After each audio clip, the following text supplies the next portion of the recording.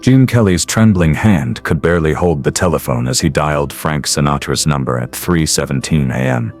On December 15, 1995, the Parkinsons made even simple tasks a struggle. But this wasn't about physical weakness. This was about a secret that had been eating at Kelly's soul for 51 years, 4 months, and 16 days. He was dying, and Frank deserved to know the truth.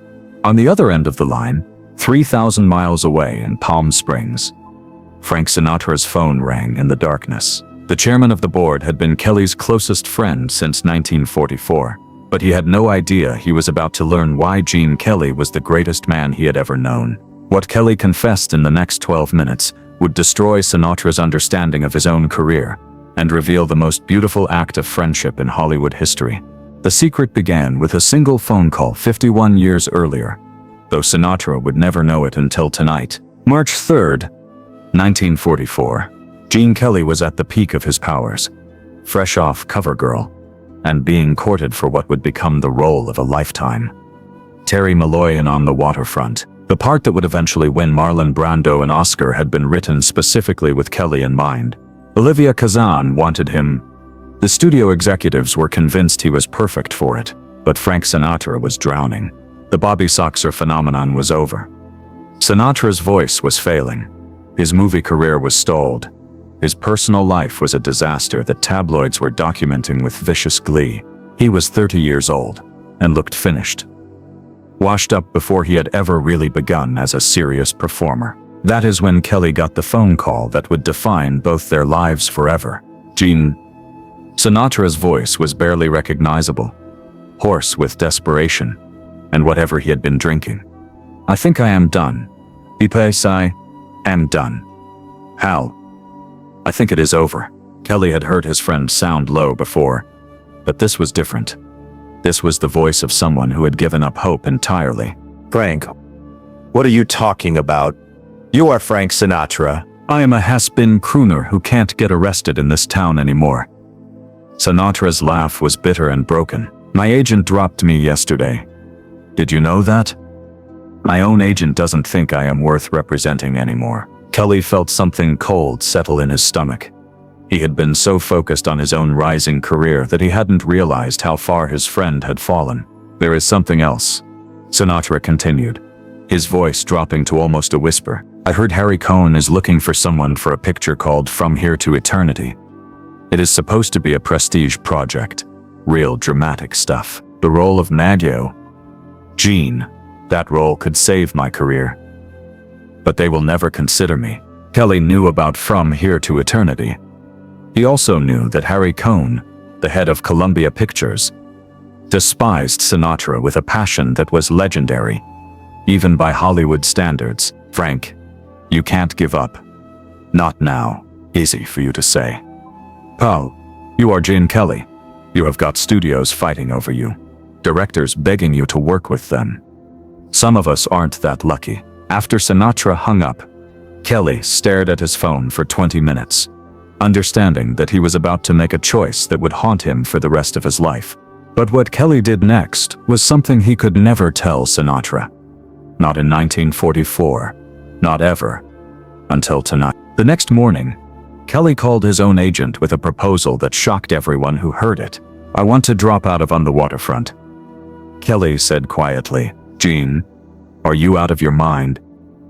This is the role of the decade. Kazan specifically requested you. The studio is offering more money than you have ever seen." Kelly had already thought through his response. "I have been thinking about it, and I don't feel right about taking a role away from actors who need dramatic parts more than I do. I am a dancer first, an actor second. This should go to someone who lives and breathes dramatic performance." It was a lie, but it was a lie in service of something more important than his own ambition. What Kelly didn't tell his agent, what he never told anyone, was that he had called Harry Cohn personally and made a deal. "Harry, I hear you are casting From Here to Eternity. Gene, I was hoping you would call.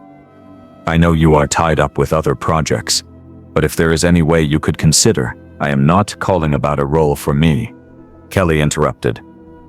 I am calling about Frank Sinatra." The silence on Cohn's end was so complete that Kelly wondered if the line had gone dead. "Sinatra." Cohn's voice was ice cold. "Gene, you know how I feel about that has been.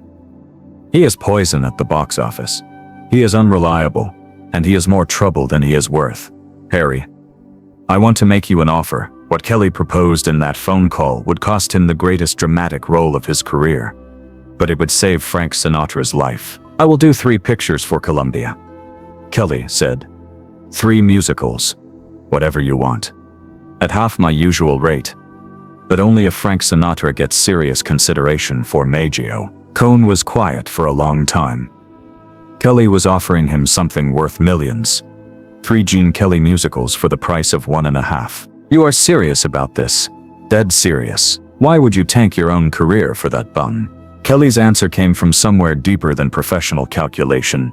"Because Frank Sinatra is the most talented performer I have ever known, and he deserves a chance to prove it." The deal was struck, but with one condition that Kelly insisted on. Sinatra could never know about the arrangement.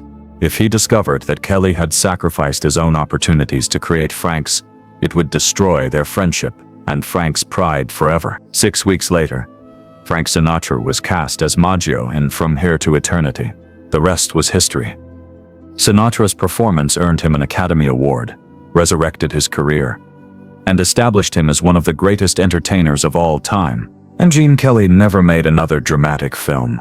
For 51 years, Kelly watched his friend soar to heights that might have been his own, and never said a word. He made his 3 Columbia musicals as promised, took roles that were beneath his talent, and redirected his career toward teaching and choreography. When people asked Kelly why he never pursued serious dramatic acting after his early success, he would smile and say he was happier sticking to what he knew best. Only he knew the real reason was that the role that could have changed everything was the gift he had given to save his friend's life. But now, in December 1995, Gene Kelly was dying. The Parkinson's was winning. His body was failing, and the secret was becoming too heavy to carry alone.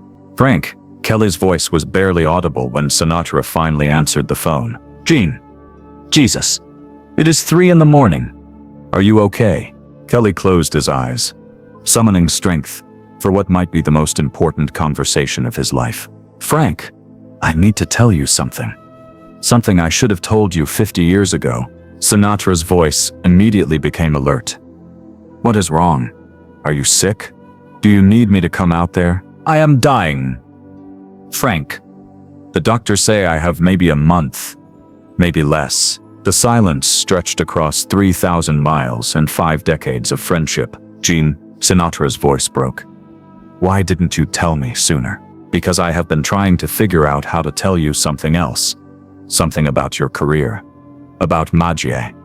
About why everything worked out the way it did." Kelly took a shaky breath and began to tell the story he had hidden for half a century.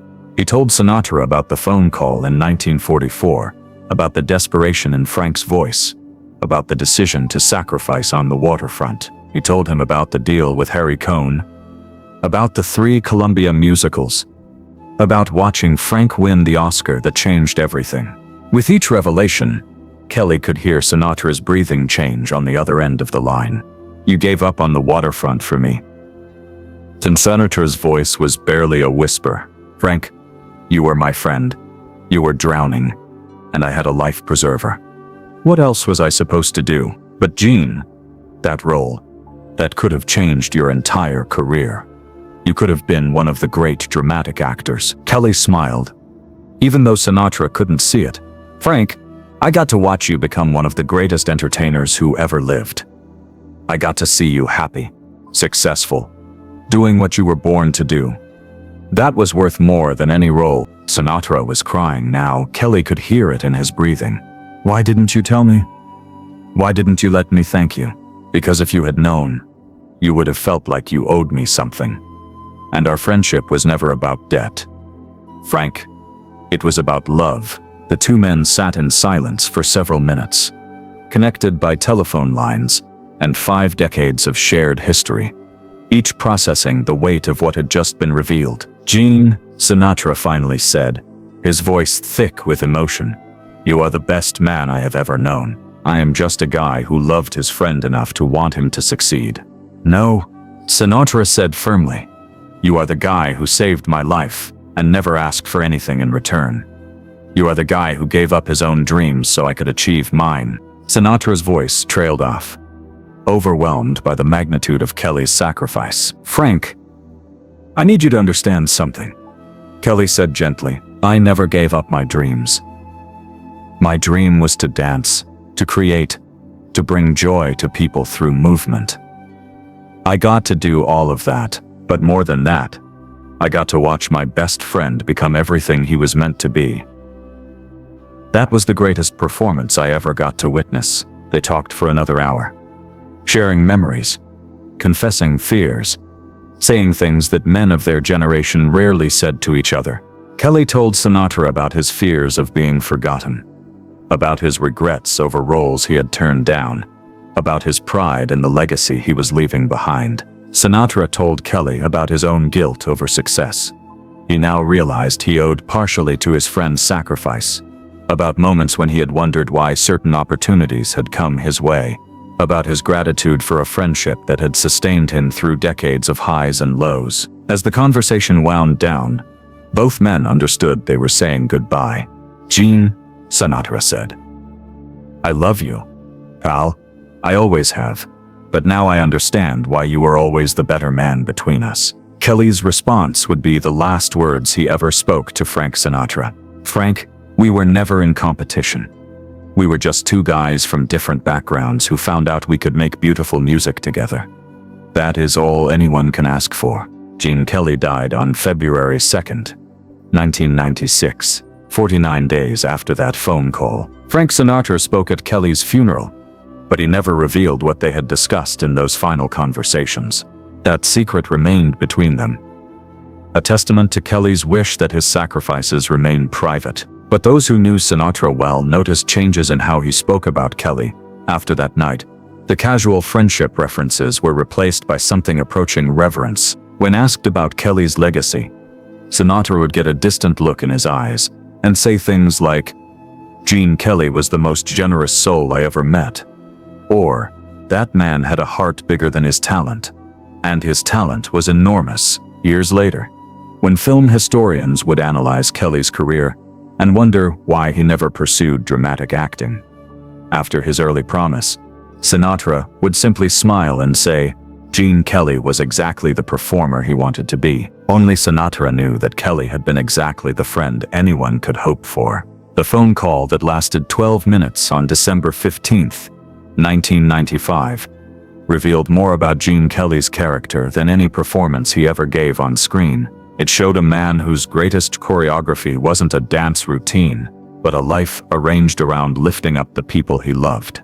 In choosing to save Frank Sinatra's career at the cost of his own dramatic ambitions, Kelly had performed the most beautiful routine of his life.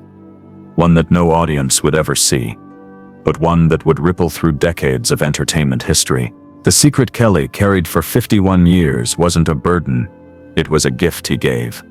Not just to Sinatra, but to the world. Because a world with Frank Sinatra as the chairman of the board, confident and successful and creatively fulfilled, was a better world than one where two friends competed for the same opportunities. In the end, Gene Kelly's last phone call to Frank Sinatra revealed the truth about both men, that the greatest performances often happen off stage, in the quiet moments when we choose to love our friends more than we love our own ambitions. That, perhaps, was the most revolutionary dance of all.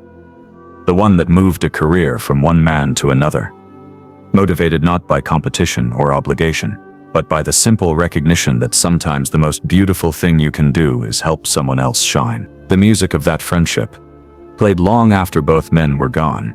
In every note, Sinatra sang with the confidence Kelly's sacrifice had made possible. In every step Kelly took, knowing he had chosen love over personal glory. And in the end, that may have been the most perfect choreography of Gene Kelly's career.